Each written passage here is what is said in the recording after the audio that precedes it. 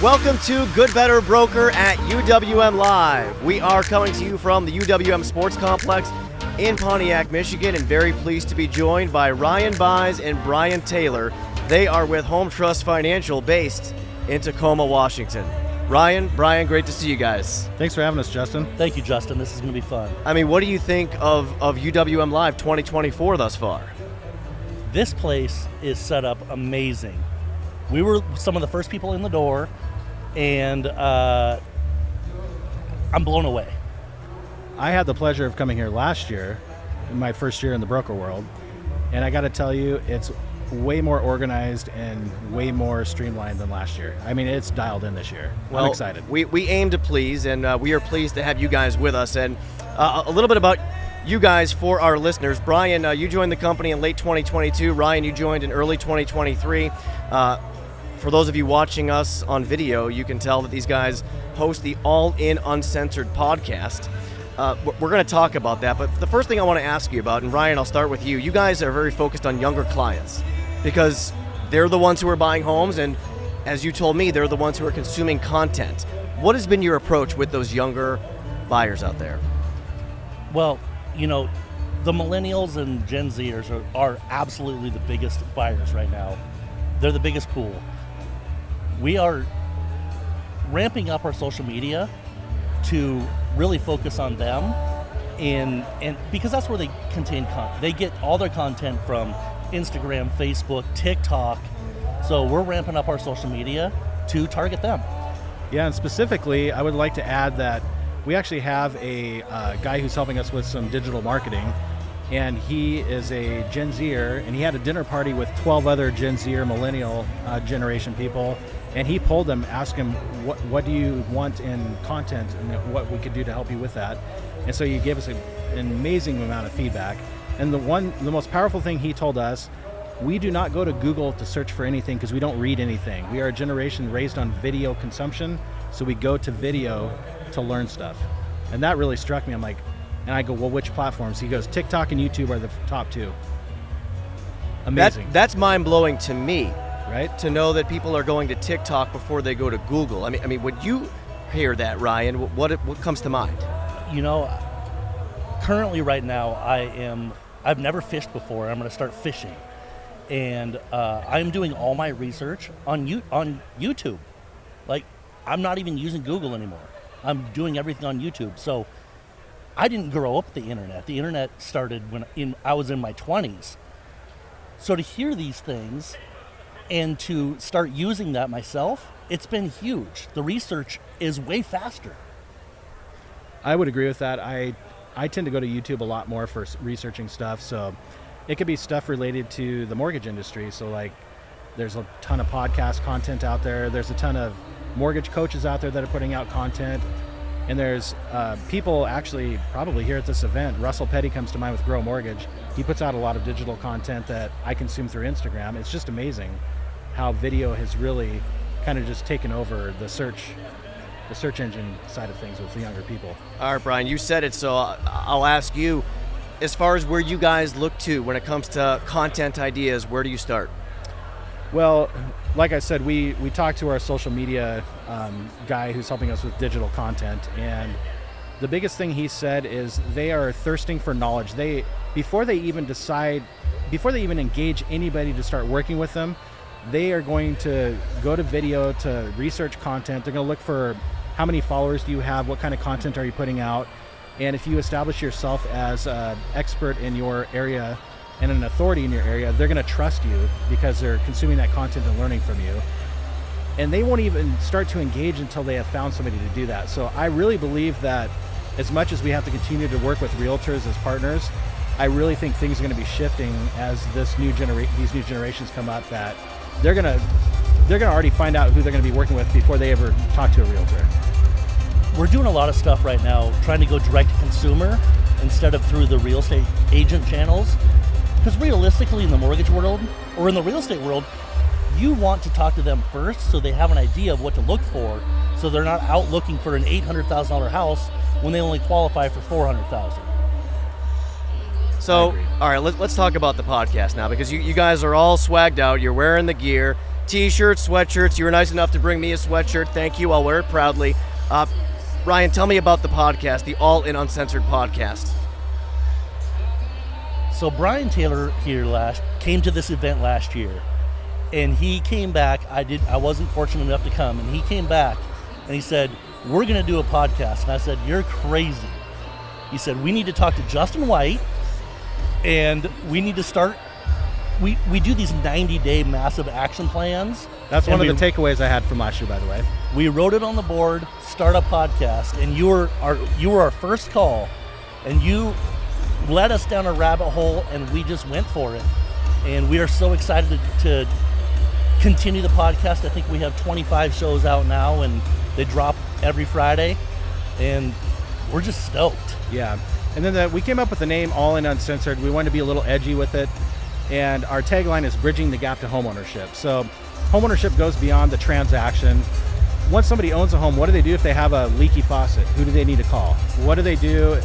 What sort of repairs do they need to be aware of in the first 5 years of homeownership? So there's a lot of people in our community that we can bring into our studio to help educate our audiences so that they understand, here's what to expect in your first 5 or 10 years of homeownership, and here's some experts in the fields that can help you if you come across these problems. So let me ask you this. Is the podcast designed to create awareness, leads, or both? What do you think? Both. Definitely both. Ryan and I come from a spirit of servant leadership and education. So we really pride ourselves on educating people. Anybody we work with, we like to educate them, empower them with knowledge, and if they leave having met with us better than when they started before us, that's really what we're all about. And we think that by providing value, the leads will come. So what about the guests? Because, you know, you guys are our guests here. Our guests are our mortgage broker clients. Who do you aim to have, Ryan, when you're looking to book guests on the All In Uncensored podcast? So we've started with some real estate agents, but our overall vision of the podcast is to get builders. We've had a builder, but we want to get roofers, plumbers, electricians, landscapers, interior designers, pretty much anything that goes with homeownership beyond the purchase itself. So we will have real estate agents and title reps and things like that for the beginning stage. But what happens after you close? Who do you call? How do you know who to trust? That's where our overall vision will end up going. Yeah, so the show for us is this is our kind of long format of what we're trying to accomplish. And we're going to scale down into shorter content to help educate the millennials and do those through our YouTube channel, through YouTube Shorts, and on TikTok. So, and then we'll redirect them back to our show if they want to get more in depth with gaining more knowledge. Ryan, I'm glad you brought up the shorter form content because, you know, we know that even for guys our age, and it's especially true for the Gen Zers and in that demographic, that people have short attention spans. So you guys have been very intentional about taking your long-form podcast and then breaking it out into bite-sized nuggets. Tell us about that strategy. Yeah, so Ryan, it's an AI editing program called Opus. So we've just been using that for now because we're kind of at the beginning stages of our big, huge vision. But it will take the content, edit it down using AI, and find these 30 to 60 second clips that are 99% likely to go viral and have content that are meaningful to our demographic. And so it's amazing. So out of one podcast show, we might have 12 or 15 pieces of digital content that we can now use to help market ourselves and our guests too. Ideally, we want to get at least 5 short clips out of every podcast. So as we've done our podcast show, we've gotten a little bit better with being strategic about asking specific questions so we can get those short clips and break them out. My vision right now is I want to get to 50 shows. When I get to 50 shows, I'm really going to start breaking those out and start posting content every day so it's not just we post 5 of the same person for that week. I want to just shoot them all out there. Yeah, feature somebody in a spot like, hey, here's some roofing tips for the week or something. I think it's a brilliant idea because it's all tied to home ownership, and that's what you guys are in the business of. Final thought I got for you both, and Bryon, I'll start with you. What are your future plans for content to help bring in more business? Because at the end of the day, guys, you know, it's fun to do this, right? It's fun to do podcasts and do videos and create social media content, but you're also trying to get loans. So what are the future plans for the content to help generate more business? Yeah, so Ryan and I have talked about this, and we've interviewed people. We're going to start niching down and becoming more specific of what we're looking to do. So Ryan has a vision. We have we have a huge military presence in our state, some amazing military bases, a lot of opportunity for VA financing. I think VA is honestly underserved in loans right now. I think we could be an advocate for veterans and helping real estate agents in the community understand that these loans are actually easier to do and close quicker in most cases. So Ryan and I are really focused on niching down into creating content to educate not only agents but VA buyers. And we also are engaging in some base advertising on 3 different bases, and we're going to be getting our content out to those audiences as well.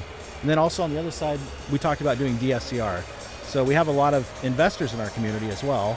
So we're going to niche down and really educate, join some real estate investment groups and stuff like that, and educate them on what tools are out there to help them. I think it really all boils down to just education. Yeah. That's what we're trying to build on our social platforms. Educate people on the whole process, whether it be VA, DSCR, the younger generations. Education is our number one key. Well, I will always be proud to know that I was at least a small part of the All In Uncensored podcast when it was very much in its infancy stage, and I appreciate the fact that you guys reached out, that we had that conversation, and now look at you. You're here, you're at UWM Live, and we're talking about your podcast on ours. Ryan Buys, Bryon Taylor from Home Trust Financial. Great stuff, guys. Thanks so much for joining us. Justin, thanks for having us. Great to go. Thank you, Justin.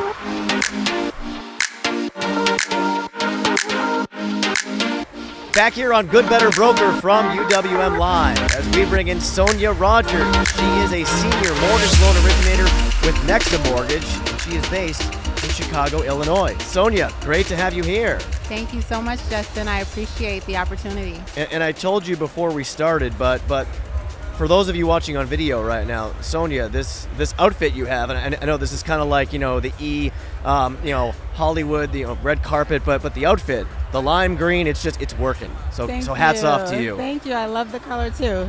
It you know what? It complements our UWM Live logo exceptionally well. So props to you for coming prepared. Let's talk business though. You've been in the business 25 years, off and on at Nexa for 3 years. You've also worked in retail, and as you told me, you have done all the different roles that exist in mortgage origination. How do you describe your journey in this business? I would describe it as getting better every day. It's one of my slogans I typically say to people, because that is really what happened. It's just over time, you learn so much about yourself, being independent and just in this landscape. And so I just realized that, to sum it up, that I'm getting better every day.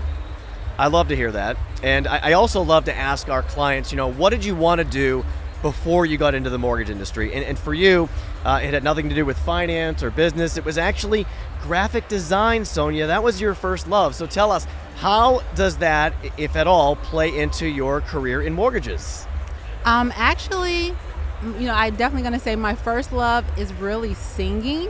Oh. But because I didn't want to, I didn't take those steps, I just tried all these other things and landed here. So graphic design was one of the things that, kind of came to mind. I love, to be creative and the arts and such. And so with that, it's helped me. I love computers. I'm actually a nerd, so I love computers, and having that aspect of visual kind of helped me to think, which allowed me to, have great access in regards to, my career in business, being able to, use computers to create like a paperless system, and then use, graphic design and marketing, and have an eye for detail, all of that. All right, we're not going to make you sing. Well, maybe we will later, off camera. Tell me about your referrals, Sonya, because your business is entirely referral based. What goes into making that happen? Referral based. My entire career is basically just nurturing the relationships that I have, developed over time. A lot of times people do remember you if you give them, if you make an impact, and if you're engaging. Personality definitely stands out. And so I would like to think that that's why people call me. and they feel like they have gotten a service from me that just stands apart from, some others that they've talked to. You've been at this long enough to know that the whole mortgage process can be overwhelming for borrowers, especially those people who might be going through it for the first time. How do you, Sonya, approach your conversations with your borrowers? I try to be really straightforward.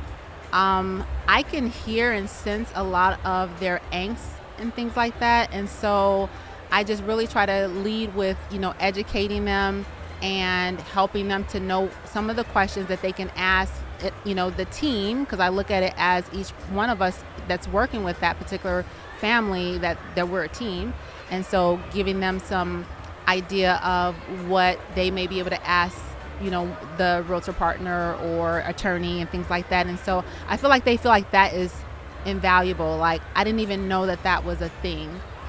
You also go out of your way to, in your words, reduce fear. Have you encountered a lot of that the people go into this and they're afraid of what they're about to get into? I think so. I think that this is like information highway, especially in this day. There's a lot of information. You necessarily don't know who to trust.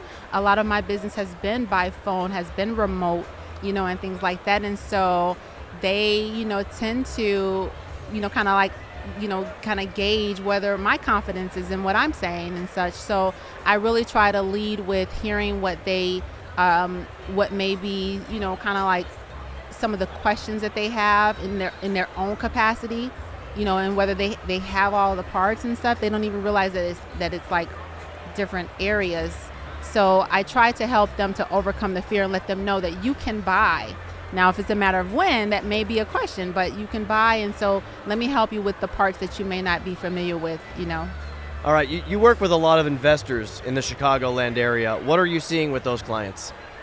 I'm seeing a need for education. A lot of investors, they ask a lot of questions in regards to, whether they can do, whether they fit the guidelines and such. And so they have a, property, or they're trying to continue to build. And so they need to know, how do I scale? And they have a lot of questions in regards to scaling and being able to use, finance and mortgage and things like that. So, investors they're hungry, and they're hungry for information. I'm so glad you brought up hunger, because that plays so nicely into the next question I have for you. You know where I'm going with this, because you are Captain Carrot Juice. I believe you told me you drink up to 13 carrot juices a day. You're super healthy. And you believe, Sonya, that personal wellness and financial wellness go hand in hand, right? Yes, I do. I definitely believe that personal wellness leads into professional development, and my longevity in my journey, I found myself, having that drive to kind of wake up and get right back to the business. And so because of that, I created a lot of, nutritional deficiencies. And so I found a lot of just things showing up, in my own life. And so I had to go and address those things. And I came across some, food is medicine type of, information. And that led me to, trying to clean my diet. And I think that is a great staple. I think it's nutrition over everything when it comes to business, because you got to start with things that are going to build energy, and that's going to also, clear the pathways to you being able to have longevity in this business. Hey, you got to take care of yourself before you take care of others, right? Yes, absolutely. Last thing I got for you, your business is a family affair. Tell us about that. A family affair. Oh my gosh. My family's everything, and I realize that I really do enjoy this business, and I think it's an amazing opportunity. Like, I don't even see anything else like it, honestly. And I'd be thinking, like, who doesn't know about this business? But my family does. They've seen me go through all the different, the journey. They've seen the journey, and they didn't know what it was. Actually, they knew what it was that I did. So as I begin to realize that if I'm going to leave a legacy, then they need to know what I'm leaving them. And so, you know what? I'm not going to just do the work and leave it to you. You're going to come work with me. And so my family's been doing that, little by little. And so they've been learning a lot. And I think it's like, it's like that life learning thing where now they can understand from other people, what is, how your income and how your lifestyle plays into getting, a mortgage, so My family is able to do different legs of the business one by one. My family is literally, coming into the fold, I have 12 kids, so to speak. I say I'm 12. 12. So I actually have 6 kids, and so I'm a mother to 6 and a grandmother to 6 more. So together, I'm just a mother to 12 people. And so with that, I'm thinking, I got hands to help me out here. I don't have to do this by myself. I can literally say, hey, grab me Staples. And, they're asking questions and they want to know what is it that I do. So it's a family affair. Well, I can tell you this, your kids and your grandkids have an amazing person to look up to, both in business and in life. Sonya Rodgers from Next to Mortgage, thank you so much for joining us. Really appreciate it. Justin, amazing. Thank you so much for the opportunity.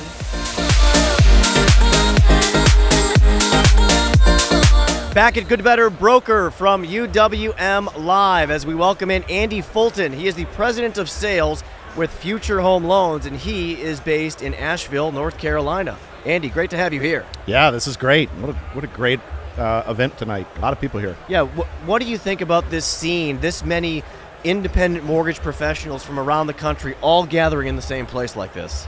I mean, this is important. It's important for the brokers to be able to come out here, meet each other all across the country, talk about best practices, make some business relationships where they can reciprocate some referrals back and forth to each other, but definitely learn about what's going on.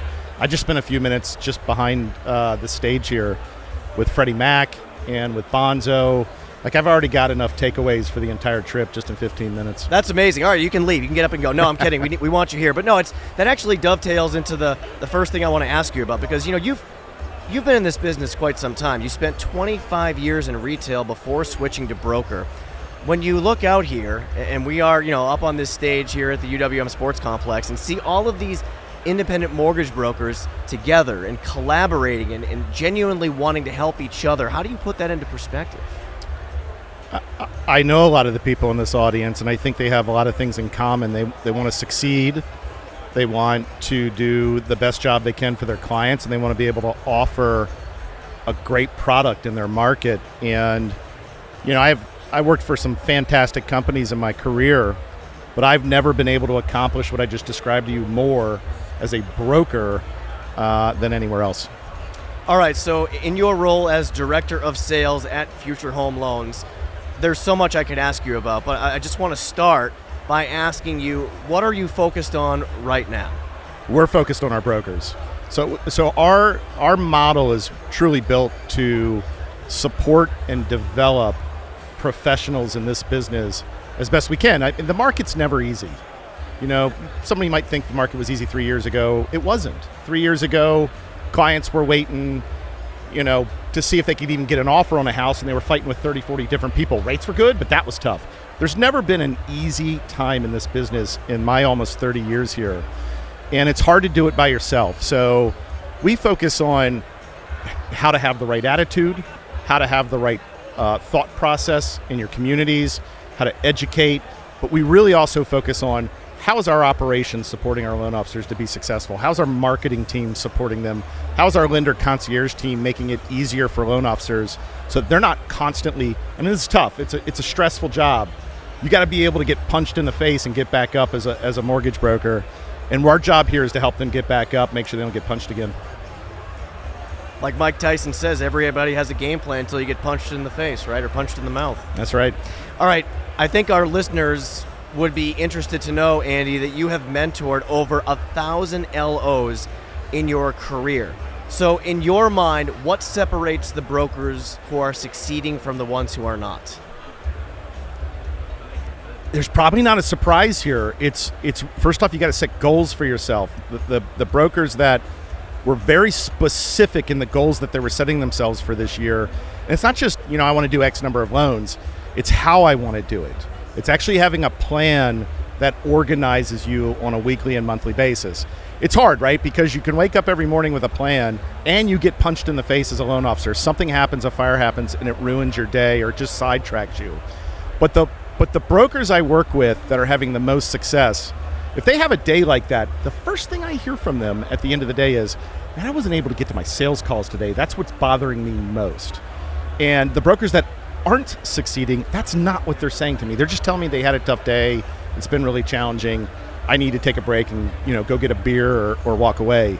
Two different mindsets. When you and I spoke on the phone previously, you told me that you guys are doing things a little bit differently at Future Home Loans to find success. So how are you doing it?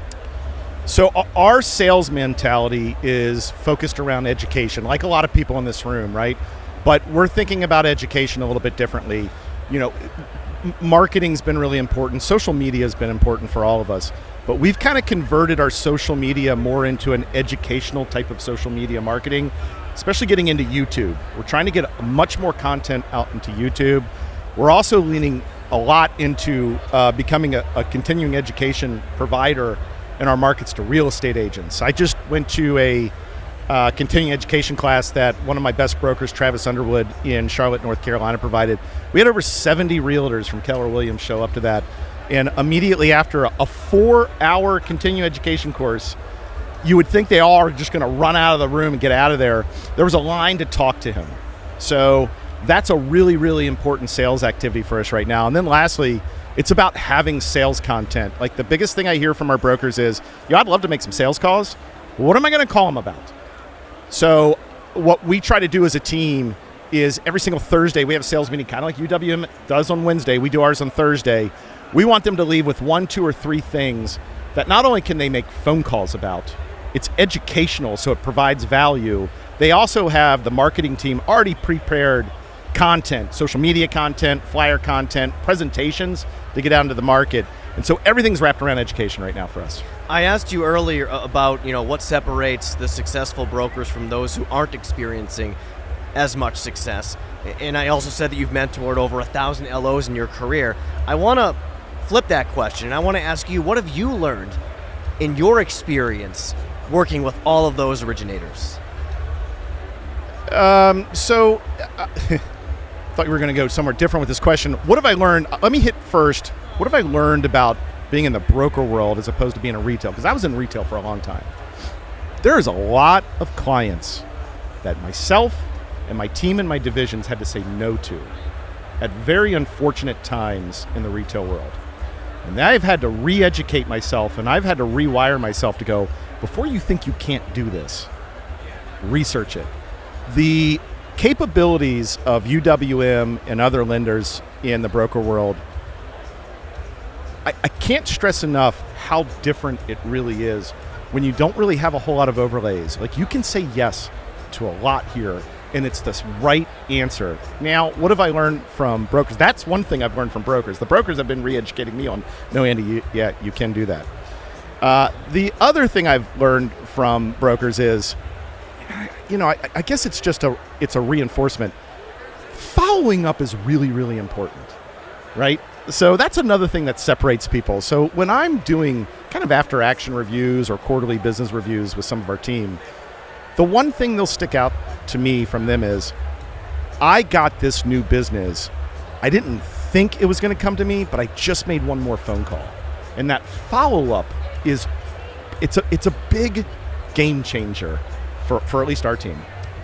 I think out of everything you just said, the thing that resonates with me the most is not having to say no.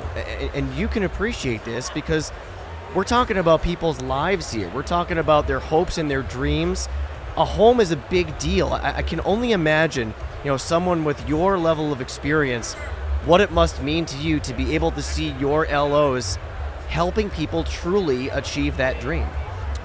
Yeah, and I would take that even further to say some of our biggest referral sources, agents are our biggest referral source.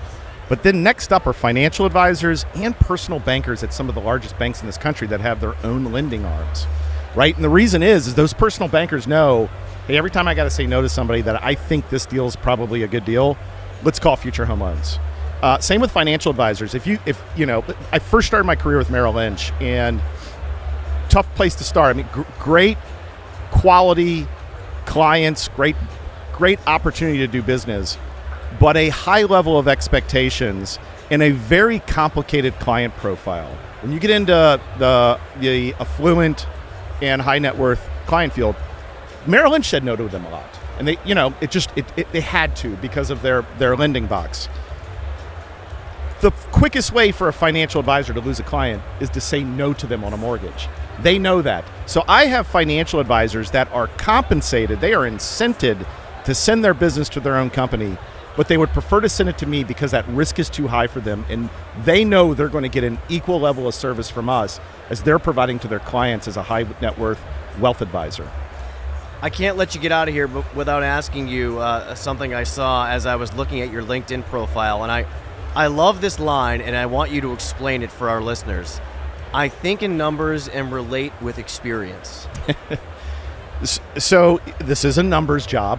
You've got to know your numbers. Like, that's the other thing that separates people. If you're kind of half in on understanding guidelines and understanding how mortgages work, you're going to struggle. You have to go both feet in on understanding how programs work, how guidelines work. You got to become an expert. Becoming an expert in mortgage requires you to know your numbers. You've got to know numbers. But you can't talk in numbers with everybody. You'll bore them to death and you'll lose them emotionally. We talk a lot about understanding people's dominant buying motives. You know, there's 3 main goals that we have to build new business. Meet people, build rapport, build trust. Building rapport is understanding what's important to them, not what's important to you, right? No one cares what's important to us, it's what's important to them. And then lining up whatever's important to them with our solutions and explaining, it's like a need, feature, benefit statement. The benefit to you is you're not gonna have to worry about this. Find their emotion in the transaction and you'll find their business. I could pick your brain on this stuff all night long, but I want you to get out there. I want you to mingle more and collaborate and have even more beneficial conversations with so many of our clients who are here. So I will just say thank you for joining us. I truly enjoy listening to your insights and everything that you have to say about the business, and we are, needless to say, so glad to have you on Team Broker. Andy Fulton with Future Home Loans. Thanks for being here, man. Thank you, Justin.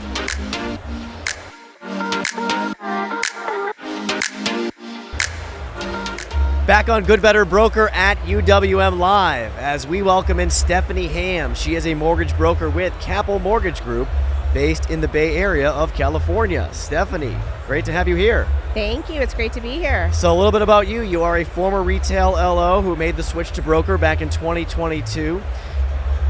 And you actually started as broker back in the day. So it was broker, retail, and now back to broker. Stephanie, what's it been like since you came back to wholesale? Well, it's exciting because UWM has really changed wholesale and for the better. Some of the lenders that I worked with back in 2004 to 2008 are still here, and others are new, but the technology gap is amazing. So one of the reasons I felt confident in switching from a long-time retail operation back to the broker channel was because A, I'm competent enough to know the guidelines. I don't need help with that anymore. And B, I had somebody that I could partner with like UWM that made the process seamless. And that's always the big fear, when you're in retail, they say you won't have control, you can't talk to underwriters, all these things. That's absolutely not true. In fact, there's a lot of control at UWM. You're in control of all of it, push all the buttons. You're not waiting on anybody to do anything, and you can absolutely talk to your underwriter, or if you don't want to, you can just CR right out of there and talk to somebody else. I feel like we need to sign you up as a spokesperson because you just keep spitting out more and more gems about us. Thank you, by the way, we appreciate it. Couple interesting things about you and the way you approach your business, Stephanie. You've always been very dedicated to your realtor partners, and you've always been focused on purchase money. Why has that been your strategy during your career? Well, I was basically born and baptized in real estate. Both of my grandmothers were realtors, and my father was a real estate broker. My mother sold real estate for a time, so I have great admiration for real estate agents, how hard they work, the hustle they put forth, and I have great respect for them. Not all of my colleagues feel the same way about realtors, but I definitely appreciate them, and we're very good. I'm friends with my partners, and we're a team. So in 2020, I set my goal for 21 to increase my purchase business by 20%, which I think was unusual at the time. But it definitely paid off for me because while some loan officers were just chasing refinances, I was chasing their realtors. Yeah, you told me straight up that most of your colleagues, in fact, ignored their realtors during the last refi boom. Mm-hmm. I mean, when you think about that and you think about what's going on now, what comes to mind? Well, you can't abandon them because then they learn who to call and who's going to answer that phone. And that's always been our priority. In fact, when an offer is submitted and we engage with the listing side, that's part of the spiel is we are going to prioritize our purchase business ahead of everything else 100% of the time. And that really works. All right, it may not have been the strategy for you from the start, but you have really leaned into social media lately. Why have you done it, and what are you doing with social?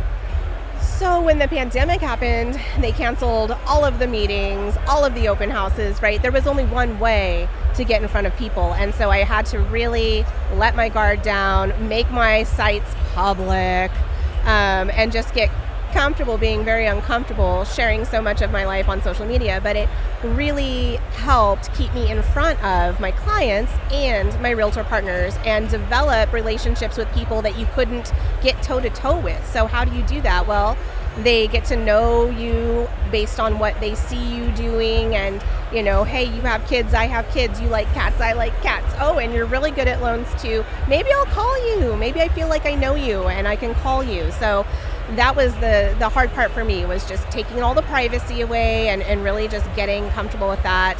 Learning something new. I'm in my 40s, and so Instagramming and TikToking and making video and such things were not natural to me, but it was important to change and adapt, so that's what we did. Well, as a fellow 40-plus-year-old, I can truly appreciate that it might be a little bit foreign to us, but hey, times change. We have to do the same, right? Yes. I really loved what you told me about your follow-up system and your calendar and your time blocker. Tell us about these elements of your business and why they're so important, Stephanie. So I literally live and die by Outlook calendar, and every single day, and you can pick any day you want in the future, and you can find there are activities for me already scheduled there. So time blocking is really important. You have a lot of different hats to wear as a loan officer. You can't forget any of your activities, right? So when we close an escrow, that's great, but we're not done. That person is now going to get a follow-up 30 days later. Hey, hi, did you remember that mortgage payment's coming up? Do you have any questions about how to make that? Can I help you in any way? And then we're not done, right? So 3 months, 6 months, 9 months, 12 months, that first year is really important to stay in touch. In California, we have these really complicated supplemental tax bills.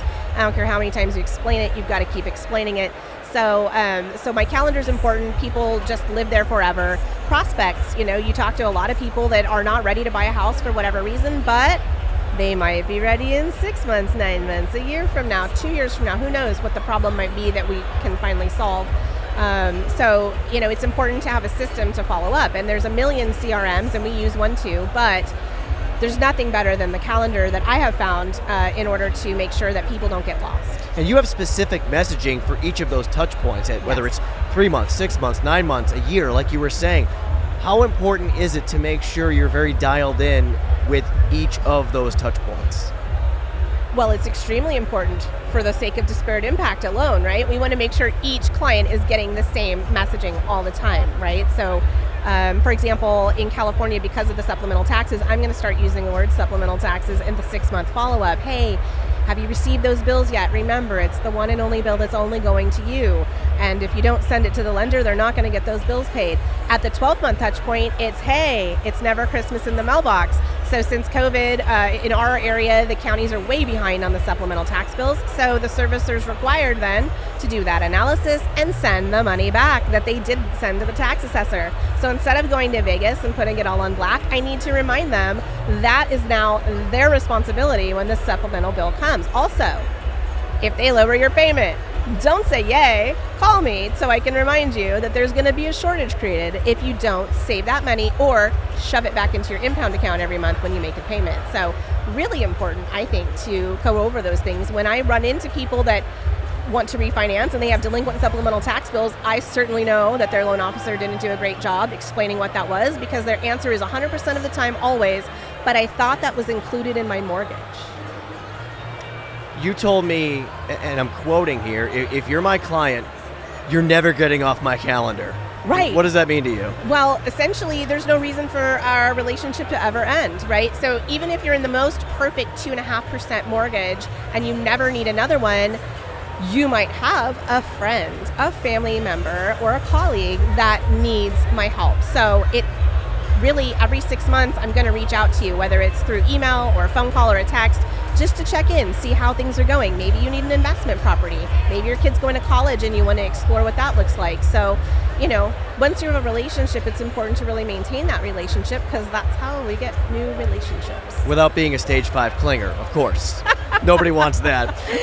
You have another good belief, Stephanie, that the fortune is in the follow-up. Explain to our listeners what that means. Right. So we get a lot of leads that, for whatever reason, we aren't able to work on right away. So maybe it's a credit issue. Maybe we don't have the income. Maybe you just don't want to make a $4,000 payment today. That doesn't sound good. That's fine, but you do want to buy a house, because otherwise you wouldn't be talking to me.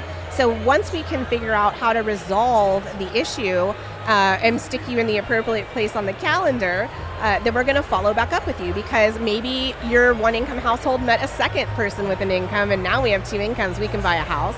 Maybe when rates fall in the future, that $4,000 payment's $3,000, now we can do it. Maybe the credit's fixed, whatever the case may be, but the fortune is in the follow-up. If there's no reason for me to spend time getting to know you and getting to know your goals to then never speak to you again. So I have to decide when is a more appropriate time to check in, and sometimes the client will tell me, like, well, let's talk again in 6 months. So we like to I always engage them, like, when do you think we should talk again if now's not the time? I always love hearing from our clients about stories that stand out about how they helped borrowers. And you have one that stands out, at least when you told me this really stood out. There was a client of yours who you said had no hope. Tell us about that client and how you helped them. So she owned a home with her husband, and unfortunately when they got a divorce, she let him buy her out, so she's now not a homeowner. She has a child, so she's a single parent now, and she just felt like with one income, with the way things are in California especially, and with what things cost, that she just had no hope for home ownership. But her friend, the realtor, said, no, you really have to talk to my girl, Stephanie, because when we meet you and we learn your goals, we're going to work with you to try to fulfill them. So yes, she has a really great deal on rent, but if she wants to own a home, then we can definitely get her set up and in position to go forward on that. So once I spoke to her and learned more about her situation, and she's got a side hustle going on and different things, I was able to give her attainable goals to work on savings. So I have this thing called the mortgage diet. So if you're paying a $2,000 rent payment, but you really, to buy the house you want, it's going to be a $4,000 payment, we have a $2,000 disparity. If you can identify your budget, which is what the mortgage diet really is, and we can talk about your net income and then your fixed costs and what your average soft costs are. We have to go through what all those things are line item, but we can see if there's a gap there. And usually there's a gap. And then we have to figure out, where is that money going? And if we can set up a savings plan where that goal is to save $2,000 a month, hey, you may not hit it the first month, may not hit it the second month, but it's like a muscle, and the more you try, the better you get. And you are at least not inactively waiting and to buy your house. And you will have more and more money. You can never have too much money, and especially when buying a house. So in the future, when things do line up, I use the example of, in 2004, 5, 6, prices were high, payments were high. And I had a lot of clients that weren't comfortable and were not ready to move in. But when we hit 2008, 9, 10, 11, and 12, they were certainly ready to go because they had practiced saving. And so when opportunity came, they were ready to take it. And that's my hope with the folks in the last few years that are just not comfortable with these rates and these payments. That's fine, but don't inactively wait. Let's practice saving. Doesn't hurt a thing. I just love the way you put that, inactively waiting. Even if you're not ready to buy right now, even if you're in the infancy stages of planning it out, there's always something you can be doing to set yourself up, right, for when that time comes. Absolutely. How many people did we talk to in 2020 and 21 that were also not ready and waiting for something? I can't tell you how many people were waiting for rates to fall further and such things, but that's fine. Let's not be inactive about it. Whatever the missing piece is for you, it's personal.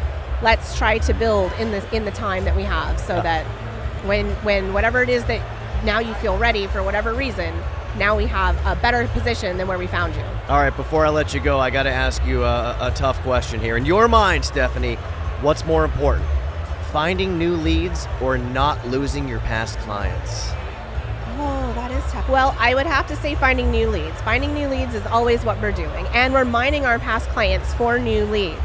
So that's the reason we keep those relationships alive. But yeah, new leads, we've always got to have the names coming in so we can plant all those seeds and harvest the crops. I like how you put that. I thought you were going to say both, but you found a way to spin it so that you could pick one, but also incorporate the other. Stephanie Ham with Capital Mortgage Group, thank you so much for being here. We really appreciate it. You're welcome. Thanks for having me.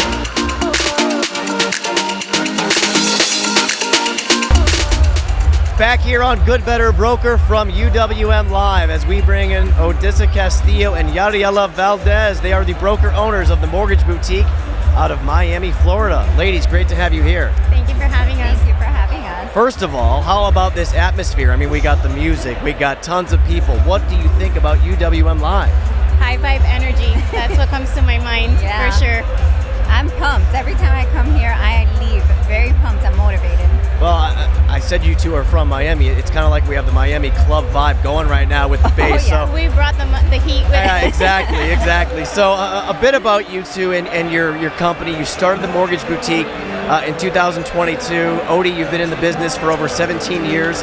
Yariela, almost 10 years in the industry. And the two of you met through social media. And now, a couple years later, and you've got this growing company. You're hiring LOs, assistants, processors. Odie, let me ask you first, what has put the Mortgage Boutique in a position to be growing like this? I want to say our reputation, number one, and our presence, online presence that we have. Obviously, in our referral-based business as well, because that's where the majority of our business comes from. Yeah. Yariela, what do you think to yourself when you look at all the progress that's been made over these last couple of years and the growth that's happening right now? It's surreal, honestly. I mean, we go on our social media a lot and we'll send each other like screenshots and we're like, we can't believe it. Like, honestly, it's something to be proud of for sure. When I talked to you both on the phone a few weeks ago, and we were just talking about the ways that you set yourselves apart, and we're going to get into this because Miami is a very competitive market right now for brokers. But one of the first things that you said was fast closings. Yariela, let me ask you, what do fast closings do for your business? Honestly, it puts us in a position to gain more business. First of all, a lot of our offers get accepted because we're able to put fast closing dates on these contracts and beat out the competition. And other than that, I think that the way that people know that we have fast closings is through social media, so we market it there a lot. So it just being able to get a CTC in 3 days, in 4 days, it puts us in a position where if there's a deal on fire, they think of us first. They're like, if anyone can close it quick, it's them. So. Yeah, it's one thing to close a loan fast, but Odie, you were shaking your head as Yariela was talking about this. You also have to promote the fact that you closed that loan fast, right? 100%.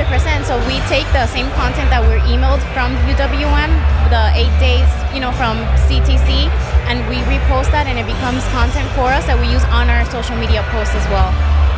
Yariela, in your mind, how much awareness have you both created for the company with your presence on social media? Honestly, it's really made us to be able to be noticed. Like, a lot of people are talking about us because of the online presence, and I feel like we're putting ourselves in a position where a lot of women want to come work for us because we're creating a safe space for them. And then a lot of people and realtor partners, for the most part, want to refer us business because they're like, these girls are killing it. So I mentioned this a couple of minutes ago, and Odie, I want to ask you about this. South Florida is blowing up right now. The momentum for brokers is real down there, which is great, but it also creates more competition for the two of you. So how are you setting yourselves apart? Right, so the fact that I went onto the broker world a couple of years before this big momentum that's happening now in South Florida, I feel like I have an advantage because I was in the broker world a couple of years before. So I started in 2018 and then I brought Yariela over with me. So I feel like I have an advantage because we've been doing it longer. And then even before it was a trend, because it's become a trend, like we told you. Honestly, a lot of people are becoming brokers now, so they're moving over from retail to the broker world, and now it's kind of like a trend, but we did that before. So I feel like it puts us in a position where the realtor partners are more inclined to use someone with experience, someone that's set up, over the competition that's just setting up now. All right, since we're on the subject, I got to ask you, because I've heard this story before, but I want to make sure our listeners also hear it.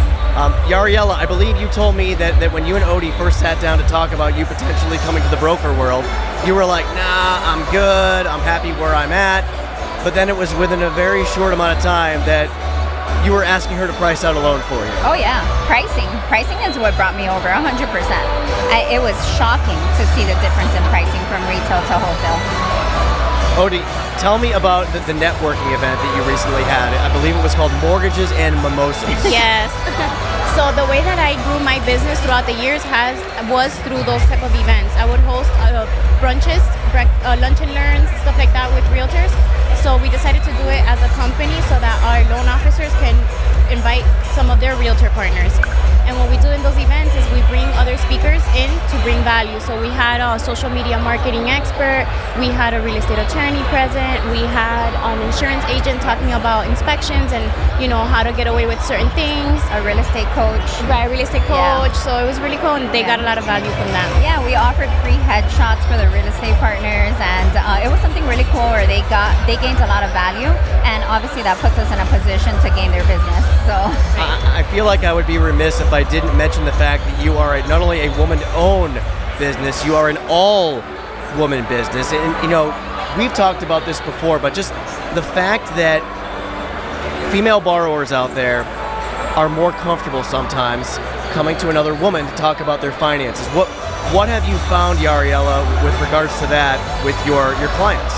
It's funny you asked that because I was actually looking at my book of business and the deals I closed last year, and I've seen a big increase in my clientele being either single women, single mothers, or just women in general. I've realized that not only my clients but my real estate partners have really converted into mostly women as well, and I just think that it's a dynamic that works. Women understand women. Women are complex and we understand each other, so.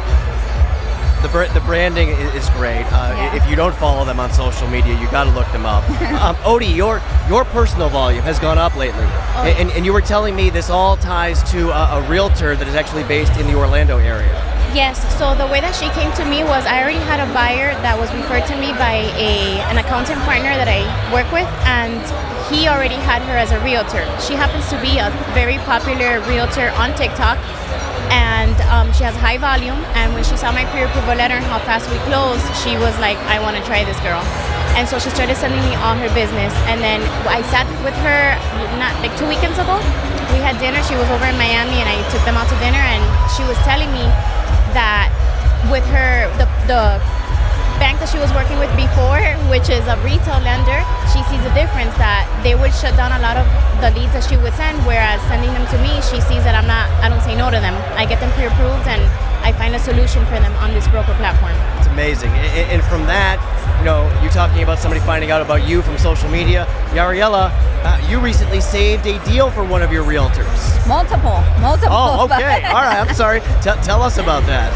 I think it comes with experience and knowing how to structure a loan. I realize that a lot of these deals that come to me on fire that couldn't close in other places, not only do they mostly come from retail, but if they do ever come from another wholesale broker, it's just a lack of knowledge and the lack of being able to structure it correctly. But I do feel like being in UWM, using UWM for example, puts me in a position to be able to close them sooner. And I did want to mention that recently I had a listing agent actually choose our offer over someone else's because we were using UWM. So that was something cool to talk about. The two of you are just doing some amazing things, and even me sitting here, we talked a little while back about both of you moving from retail to broker. It's incredible to see how much you've accomplished with such a short amount of time. So keep up the great work. Odysa Castillo, Yariela Valdes with the Mortgage Boutique. Thank you so much for being here. Thank you for having us. Thank you for watching Good Better Broker and helping us support independent mortgage brokers everywhere. Be sure to subscribe to our YouTube channel to be notified about new videos, as well as your preferred podcast platform for a new episode every other Tuesday.